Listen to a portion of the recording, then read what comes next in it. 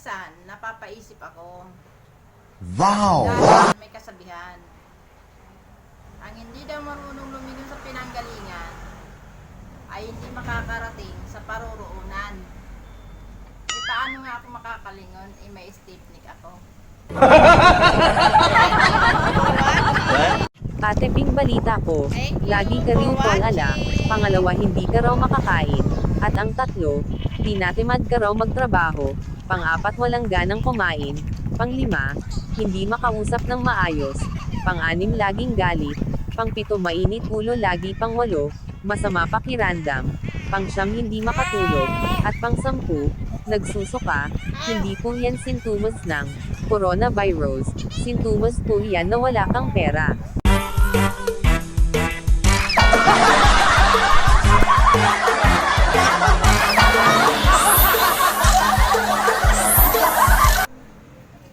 Ang taong gipit, kahit sa 5'6" kumakapit.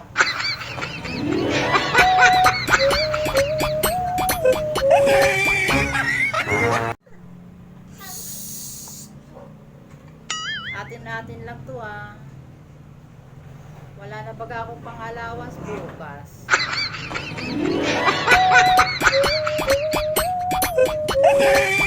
Thank you for watching. Kung saan ako napapagod eh. Kung sa trabaho ba o sa pag-reels? Sana all. No. Aminin, mga misis. Pag inabutan ka ng pera, tanggal ang stress.